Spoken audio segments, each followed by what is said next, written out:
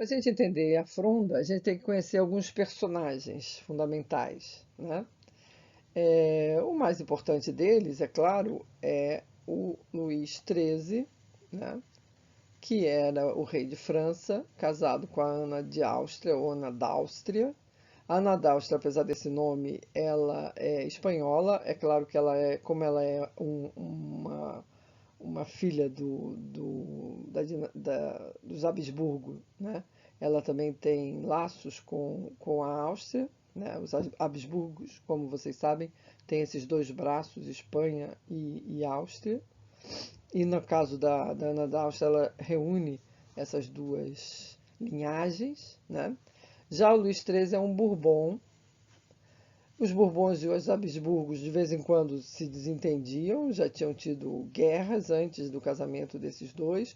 O casamento deles dois é uma forma de tentar estabelecer uma aliança. Não vai durar muito, como a gente vai ver. Várias escaramuças e guerras vão acontecer mesmo depois do casamento desses dois personagens, tá?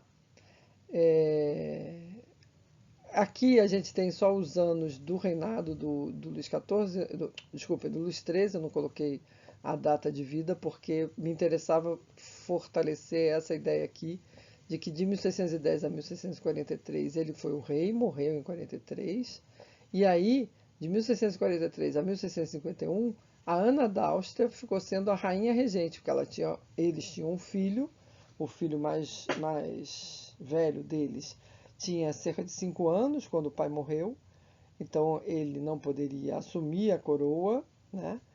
A Ana da Áustria, como vocês sabem, pela lei francesa, ela não poderia ser rainha, mas rainha regente sim, ela pode ser, né? Então ela não era coroada, mas ela tinha esse cargo de rainha regente, e ela foi, durante esses anos, a rainha regente justamente em 1651, ainda menor de idade. O Luís XIV, o Luís, vai ser o filho dela, né, de quem ela era regente, vai ser considerado capaz de ser o rei de França e vai ser coroado Luís XIV em meio à crise do, da, da Fronda. Depois a gente vai explicar isso melhor para vocês, né?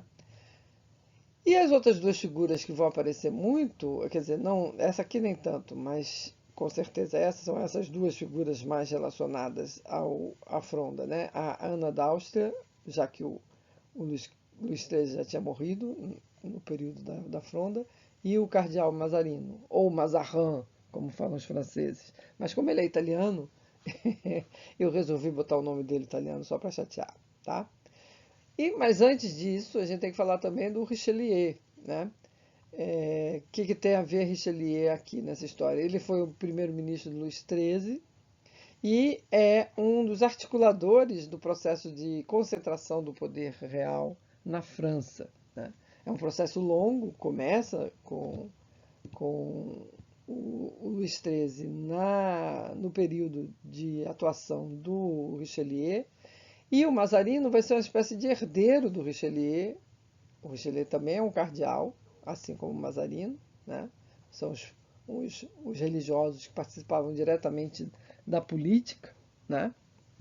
E o Richelieu e o Mazarino são os grandes arquitetos da consolidação do poder real na França, né? E o Mazarino é uma espécie de herdeiro de muitas das atribuições que o Richelieu tinha. Quem gosta de filme histórico, né, ou de filme que tem a ver com literatura, o Cardeal Richelieu ele é muito badalado nos filmes dos Três Mosqueteiros, né? Ele é a grande figura malvada, ele é o grande vilão das histórias dos Três Mosqueteiros. Se vocês quiserem se inspirar em algumas ideias, é só ir lá. É claro que é literatura, então tem umas coisas meio inventadas, né? Mas é sempre divertido ver e ouvir o Richelieu do livro Os Três Mosqueteiros, tá? Então essas figuras são fundamentais para a gente entender uma espécie de preâmbulo da Fronda, né? E agora, a outra figura importante dessa história é o próprio Luís XIV, né? Aqui eu coloquei a data de vida dele, 1638, quando ele nasceu, até 1715, quando ele morreu. Portanto, ele tem uma vida longuésima, né? E o reinado dele vai ser ainda não é a palavra, mas vai ser também muito longo, né? É, em 1643, quando ele tinha cerca de 5 anos, ele foi então vítima da morte do pai, né? E herdou o trono. Só que como ele era menor de idade, quem ficou regente foi sua mãe, né? E a sua maioridade, como eu já disse, foi proclamada em 1651, quando ele tinha 13, 14 anos, mais ou menos, não é isso? 43, chega uns 12, 13 anos, né? Em plena crise política gerada pela Fronda, com o objetivo de contornar o conflito, ou seja, ele foi alçado à condição de maioridade para poder assumir a coroa, numa tentativa de neutralizar a força tanto do Mazarino quanto da rainha regente, a Ana d'Áustria, né? Depois a gente vai ver como é que ele vai sair dessa situação, mas foi por essa razão que ele foi coroado tão precocemente, tá? Não é à toa que, por causa disso, o seu reinado é enorme, né?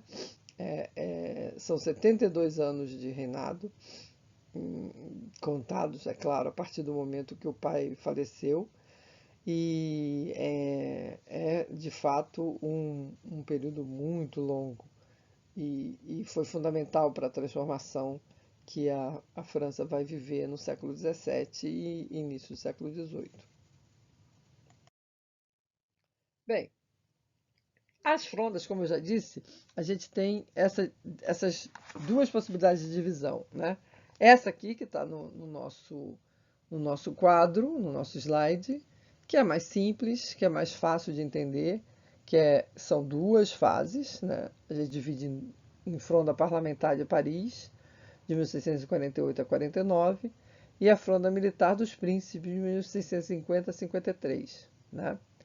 Essa divisão é mais simples e cria menos eco na cabeça da gente.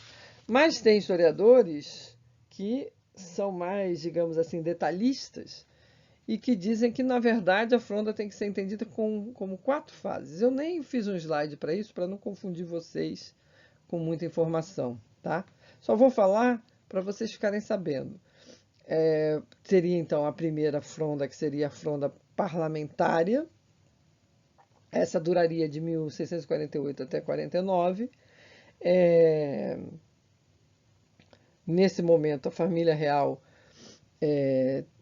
teria fugido, né, para Saint-Germain, e essa fronda parlamentar só vai acabar quando houver um acordo de paz, liderado por uma figura que nós já vamos falar, que é o Condé, tá? Depois a gente vai ter a Fronda dos Príncipes, em 1650.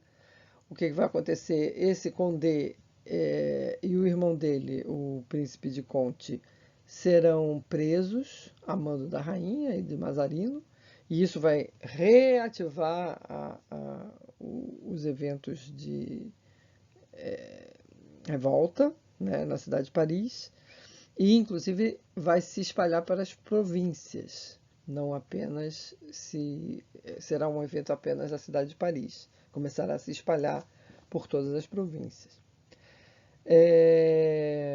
Essa fronda vai ser sucedida pela fronda parlamentar e dos príncipes, quando vai haver uma aliança entre o parlamento e esses príncipes que se revoltaram, né? E depois foram soltos. O Mazarino teve que sair de Paris, e então os príncipes e o parlamento vão se associar para uma terceira fase da fronda, né? E finalmente você vai ter a última fase da fronda, ou a última fronda, que vai se chamar a Fronda do Grande Condé, que é justamente o final do processo, 1652-53, quando o Condé, que no início, vocês devem ter ouvido bem, não estão confusos não, né? No início, o Condé ele está apoiando o Mazarino, a rainha, a regente e o próprio rei, né? E agora, no final desse processo, em menos de 5 anos, o Condé está atacando Paris, se opondo ao Mazarino e à rainha regente, e criando uma condição, uma situação muito tensa que praticamente poderia ter dado fim ao reinado de Luís XIV. No entanto, não foi isso que aconteceu, né? Mas, de qualquer forma, eu vou voltar a falar da Fronda em 2 períodos, para não ficar tão confuso, mas é só para vocês verem que você pode entender esse período e pode explicar esse período mais detalhadamente para os seus alunos. Acontece que talvez seja mais confuso, né? Porque essa é a grande questão das frondas, né? E é uma discussão historiográfica já antiga, né? A fronda é uma revolta popular ou não é uma revolta popular, né? É, a fronda, ela resulta numa, numa indicação de uma luta de classes ou não, né? Ou é só uma disputa política dentro da nobreza? Dependendo da resposta que você dá a essas perguntas, você meio que está se alinhando a um tipo de interpretação em história, né? Então, é importante a gente saber que existem esses debates relacionados às frondas. Então, explicando aqui rapidamente o que é a fronda, né?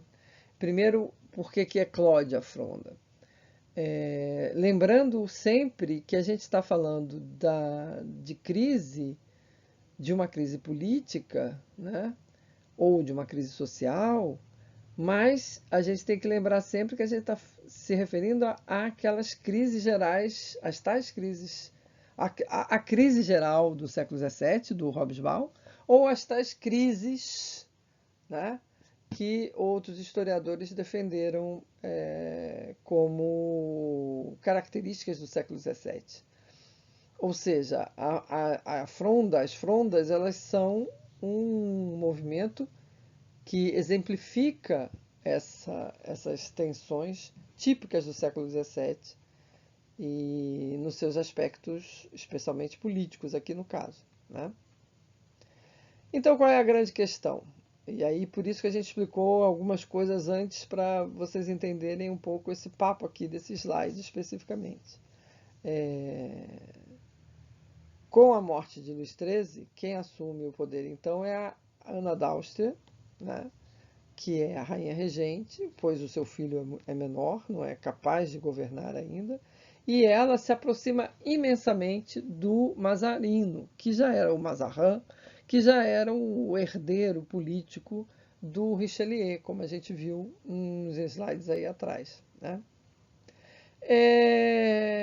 O que acontecia na França nesse período é que, apesar da França ter tido um papel muito relevante e saiu, de certa forma, vitoriosa na Guerra dos 30 Anos, também é verdade que a França está vivendo alguns anos já de conflito com a Espanha.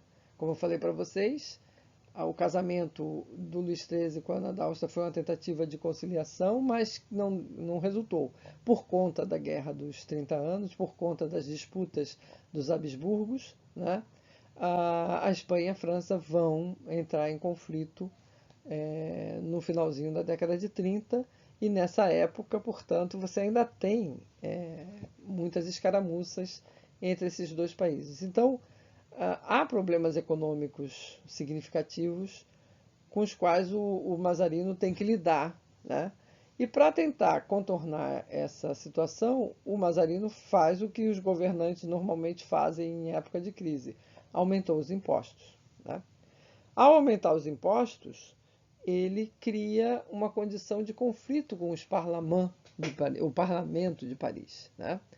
Especialmente porque numa refrega com o parlamento, ou seja, o parlamento recusava determinadas ações da rainha regente, em troca queria mudanças ou diminuição dos impostos, mas aí o Mazarino agiu de maneira bastante dura e cortou os rendimentos que eram direcionados ao sustento do parlamento de Paris. É claro que isso vai irritar enormemente os parlamentares, né? Por outro lado, você tem uma situação de miséria e de dificuldades econômicas significativas nesse período, colheitas pobres, fome se alastrando, uma insatisfação geral, né, por conta dessas coisas todas, e aí essa situação toda cria um caldo de revolta na cidade de Paris, de revolta de características populares, como eu já disse, né? Não é à toa que a gente está usando, inclusive, o nome do movimento desse tipo de arma que a população de Paris se utilizou para tentar intimidar o Mazarino, jogando pedras nas janelas do seu palácio, assim como jogou pedras nas janelas da família real, né? A coisa ficou tão assustadora que eles tiveram que fugir da cidade de Paris, foram para Saint-Germain. Hoje em dia, Saint-Germain é dentro de Paris, mas na época era uma região fora da cidade de Paris, né? E as coisas estavam muito complicadas para a monarquia. O parlamento de Paris tomou conta da cidade de Paris, começou a governar a cidade de Paris, até que veio em socorro da rainha regente e do parlamento e do Mazarino e também do próprio reizinho, que ainda era jovenzinho, um grande herói das batalhas da Guerra dos 30 Anos, o Príncipe de Condé, que a gente já vai explicar melhor como é que o que ele é, o que ele deixa de ser, etc. Condé, então, consegue, claro, com um exército por detrás dele, né, consegue restaurar a ordem em Paris, consegue, portanto, negociar uma paz entre o parlamento e a rainha e Mazarino. A família real volta a Paris, né, e as coisas parecem que estão sossegadas. Isso o período aí é 1648, 1649. Mas aí, diante da força que Condé percebeu ter, né, ele começa a querer ganhar algumas, como eu posso dizer, alguns benefícios, né? E o Mazarino se opõe, a rainha também se opõe, e o que acontece então é que há um atrito violento, especialmente contra o Mazarino, entre Mazarino e o Condé. Aí tem uma série de detalhes de casamentos, de tentativa de influências e etc. Não vou entrar nessa miudeza. Se vocês quiserem, depois a gente faz uma leitura de textos mais específicos. E aí,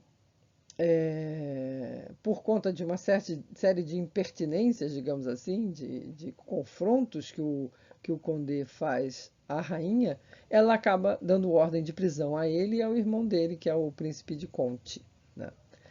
Os dois são presos e aí, mais uma vez, reacende a revolta, não só entre os populares de Paris, mas também há uma revolta da nobreza, né?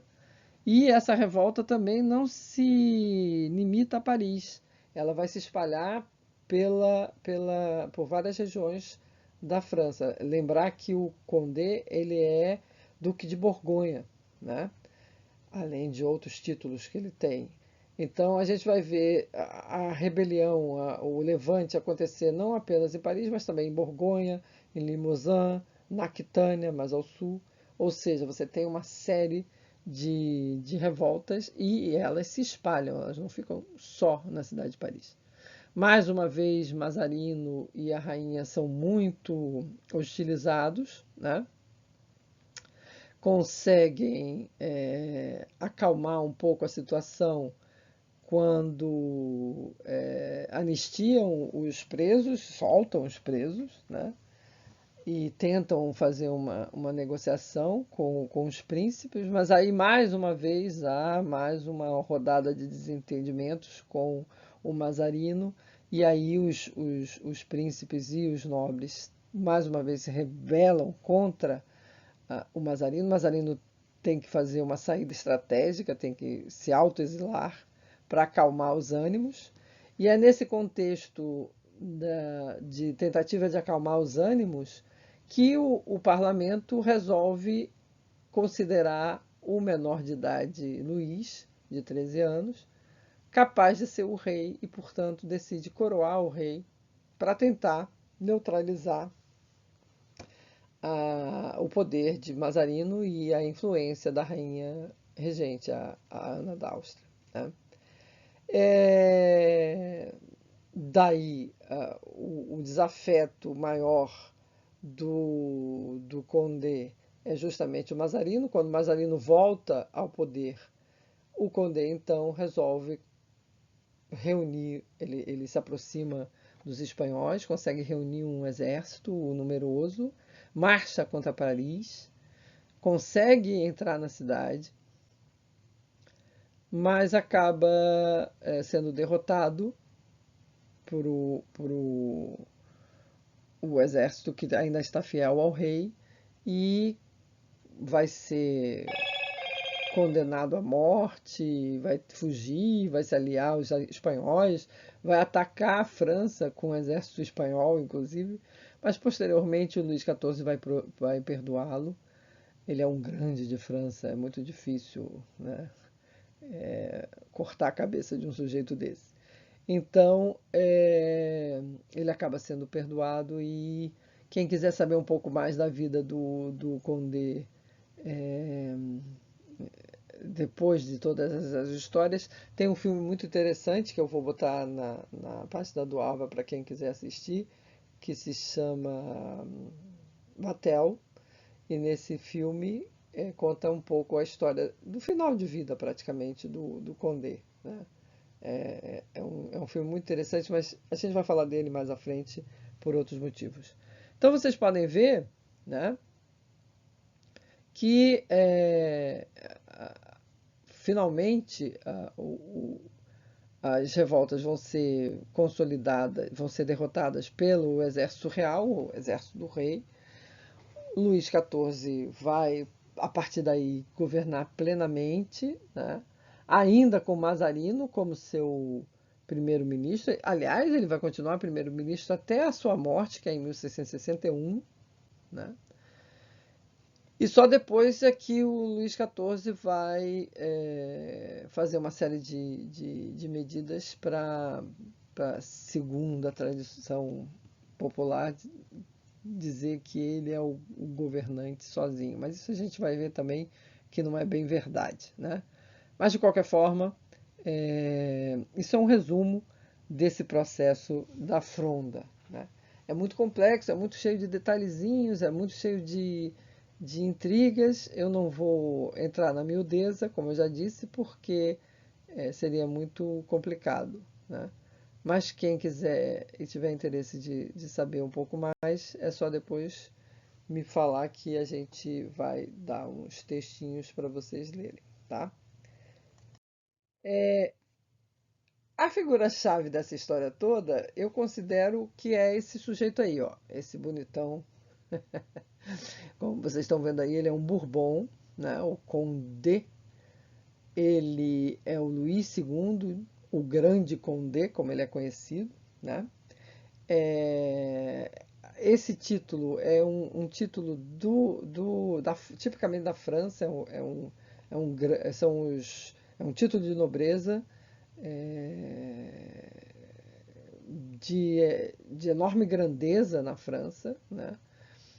ele não é só Condé, ele tem também vários outros títulos.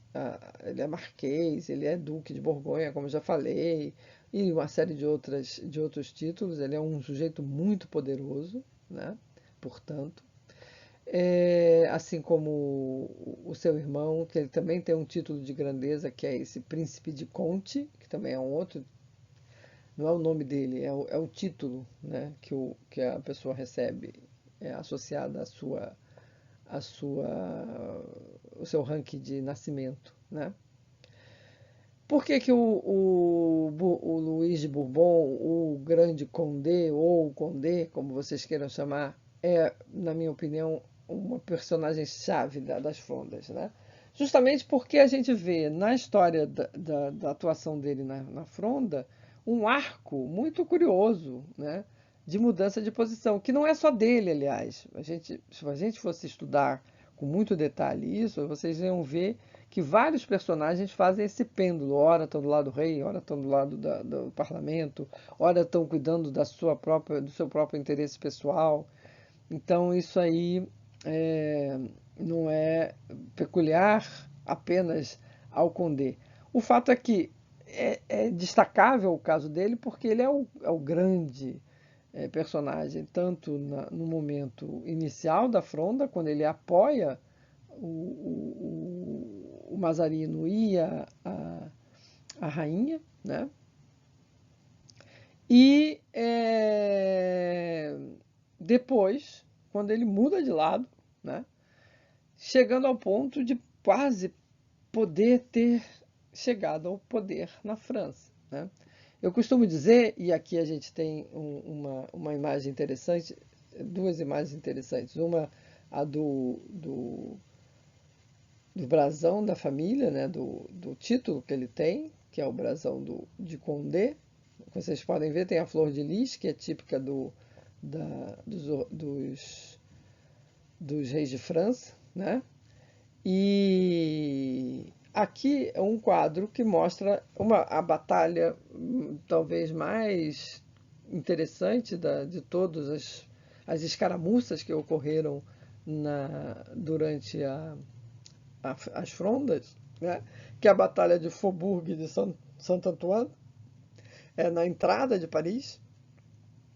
Eles conseguiram entrar em Paris porque uma prima do Condé fez artilharia contra as tropas do rei e conseguiu abrir uma brecha para que o Condé entrasse com seu exército na cidade. E ele podia, nesse momento, ter assumido o poder se tivesse tomado algumas decisões, especialmente a questão de, de matar o rei, né? Ou de destroná-lo e prendê-lo numa prisão ou alguma coisa do gênero. No entanto, ele não fez isso, né? Não fez isso por vários motivos. Não fez isso, é claro, porque não teve força política para fazer, mas também porque eu acho que houve uma, uma questão aqui que é um pouco diferente do que a gente vai estudar quando a gente for estudar no caso da Inglaterra, né? Aqui, e depois a gente volta a isso quando for falar da Inglaterra para fazer essa comparação. Aqui, em momento nenhum, a, a refrega, o atrito foi contra o rei propriamente, né? Na verdade, os grandes personagens que eram os inimigos e eram os causadores das tensões são o Mazarino e a rainha regente, né? São essas duas figuras. Então, se o Condé atacasse de tal forma o rei, eu acho que ele ia ficar numa situação de ilegitimidade, que iria colocar em risco a sua própria pretensão política de ser um novo rei de França, né?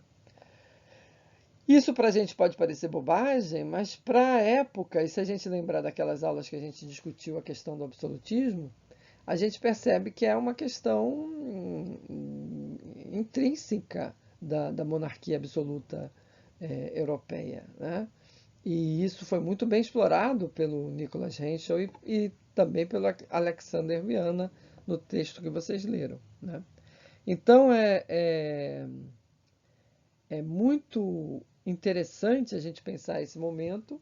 E depois, quando a gente for estudar a Inglaterra, a gente vai voltar a essa reflexão, porque eu quero fazer esse contraponto entre esses dois momentos, né? O momento que o rei é colocado sob pressão e há uma possibilidade de decisão de se eliminar o rei ou não, né? Aqui, nesse caso, não. Nesse caso, quem sai derrotado é o Condé, que foge, né? E vai se juntar novamente aos espanhóis, vai lutar contra a França, mas depois, apesar da raiva do Luís XIV, ele será perdoado e é claro que nunca viverá uma situação muito confortável, como a gente pode ver no filme Vatel, né? A vida dele foi tensa. É... Bem, para a gente entender essa oposição ao Mazarino, a gente tem que entender também um traço popular que essa oposição ganhou, né? E dentro desse contexto, a gente não pode deixar de falar das famosas mazarinadas, que são panfletos, são folhetos impressos que foram feitos nessa época, na época das frondas, né? E havia dois tipos de folhetos, né? Havia os folhetos que eram a favor do Mazarino e da rainha regente, então eles faziam um discurso dizendo que os caras eram legais, etc., né? Mas a grande maioria, o grosso da produção desse período é contra o Mazarino, que são as tais mazarinadas, né? Ou mazarinades, em francês. Aqui a gente tem um exemplo muito bom que mostra, toda vez que apareceu o CM, né, quer dizer cardeal Mazarino, ou Mazarin, né? Então aqui está o cardeal Mazarin, aqui está o cardeal Mazarin, aqui está o cardeal Mazarin, aqui, ou seja, são quatro, é uma história em quadrinho, né, contando 4 momentos da vida do, do cardeal Mazarino, né? Da sua associação com a coroa, da sua atuação de repressão violenta e da sua deslealdade, né? Especialmente esse último quadro mostra o Mazarino fugindo e caindo dinheiro, vocês podem ver, do alforge, né, de seu cavalo, que é para dizer que ele é um corrupto, né, um cara nojentão que se aproveitou da situação de poder que ele tinha para fazer dinheiro, né? Então, aqui a gente pode, se vocês quiserem, tem esse link, que é da Enciclopédia Larousse, que mostra uma série desses panfletos, desses impressos, e tem gente que faz estudos específicos, são milhares, é uma quantidade muito grande. E era uma publicação muito popular, né? E como vocês podem ver, com pouco texto, o que tem a ver com uma sociedade ainda não letrada, né? As poucas pessoas que saberiam ler poderiam ler, o pouquinho que estava aqui para os outros, mas a grande mensagem é passada pela imagem mesmo, né? Pelos desenhos, isso é que eles são mais poderosos. Esse outro pedacinho de uma outra mazarinada é muito interessante, porque é, faz uma crítica violenta ao Mazarino, né? Essa crítica que é muito, muito boa, né? O texto é Malgré Mazarin défendrait assurant le salut de l'État. O meu francês é horroroso, tá? Mas o que ele quer dizer aqui que apesar do Mazarino, os caras que fizeram a fronda, né, tentam salvar o Estado, o Reino de França, né? E aí tem uma pequena legenda na, na, no- na publicação. A legenda é a seguinte, né? É um panfleto político do Mazarino, né, da Mazarinada, chama-se A Saúde da França, dentro das armas da cidade de Paris, né? E mostra algumas pessoas, né, e alguns símbolos. Por exemplo, ou a letra A, que vocês podem ver aqui, a letra A, o bom gênio da França, né? E a sua majestade, ou seja, o gênio da França, o protetor da França, sugerindo à sua majestade Luís XIII o que é a fonte do poder real, né? A letra B, que vocês vão ver aqui, nesse cantinho aqui, tá bem? Você tem o príncipe de Conti, que eu falei que é o irmão do Condé, né? Também tem um outro grande de França, o Duque de Bouillon e de la Motte, que é a letra C, que vocês estão vendo aqui, né? E a letra D é o corpo do parlamento, aqui, são os vários representantes do parlamento, os nobres e os religiosos do alto clero que fazem parte, tá? O Mazarino, que está aqui, ó, que é a letra E, está aqui sendo atropelado pelo, pela saúde da França, né? Pela França, pelo barco França, digamos assim. E essa figura que está aqui, o Marquis d'Ancre, que, aliás, é fácil de identificar a letra F, mas seria mais fácil também, mesmo se a gente não soubesse a letra F, porque ancre significa âncora, e ele está segurando uma âncora, né? Esse cara é repulsivo, a história dele é muito, muito nojenta. Depois vocês podem fazer uma pesquisa. O Marquês de Âncora, né? O Marquês d'Ancre, ele é um ser abjeto, a mulher dele também. Eles usaram uma série de expedientes desleais para chegar onde eles chegaram. Então ele era uma pessoa desprezada, né? Assim como o próprio Mazarino, na opinião pública, digamos assim, pelas pessoas mais comuns. Então esse desenho ele é um símbolo muito interessante dessas disputas que estavam acontecendo na França na época das frondas, né? Ou da fronda, como vocês queiram falar. Aqui a gente tem um outro desenho, também tirado da Larousse, tá? Que é um frondeur, ou seja, um líder da fronda, falando com populares, com as pessoas à beira da cidade de Paris. Aqui você está vendo Sena, né, a ponte, a cidade aqui, solicitando que participassem da revolta, né, que se juntassem aos frondeurs, aos líderes da fronda, para lutar contra o Mazarino e contra a rainha regente, né? Bem, o que a gente tem aqui como resultados, né, imediatos dos eventos da Fronda? Aqui a gente tem o Luís XIV já maduro, né? E na sua imagem clássica. Eu acho que todo mundo, quando eu falei do Luís XIV, lá no primeiro slide, vocês devem ter notado que eu botei uma outra gravura dele mais jovem, né? Justamente para chegar aqui nesse momento e falar, ó, esse é o Luís XIV que a gente conhece, né? É o cara de sapato alto, todo chique, todo produzido, né? Com peruca, segurando aquele bastão que tem a ver com poder, toda uma linguagem de autoridade que esse quadro passa, né? Do famoso Rei Sol, né? O Luís XIV, que é considerado o protótipo de um rei absolutista pela historiografia mundial. Todo mundo concorda com isso, né? Mas então, quais são os resultados imediatos da Fronda?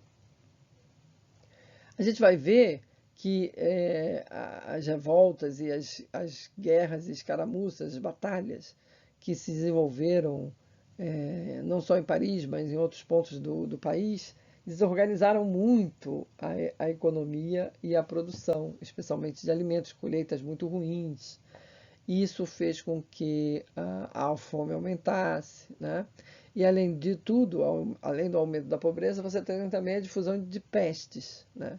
Várias ondas de pestes que nesses anos acontecem na França, em Paris. Para vocês terem uma ideia, até 1660, Paris chega a perder quase a metade da população. Lembram, se vocês lembrarem das aulas lá de trás, que a gente mostrou para vocês aquela queda abrupta da população europeia em meados do século XVII? Aqui é uma demonstração disso, né? Então, o resultado imediato das frondas, do ponto de vista socioeconômico, é muito ruim, né? Como vocês podem ver por esse pequeno resumo. Mas existe um resultado que a gente pode dizer mais prolongado, né? E esse é o fortalecimento do poder real, especialmente do poder de Luís XIV, né? E o surgimento da imagem de Versalhes como o centro desse poder.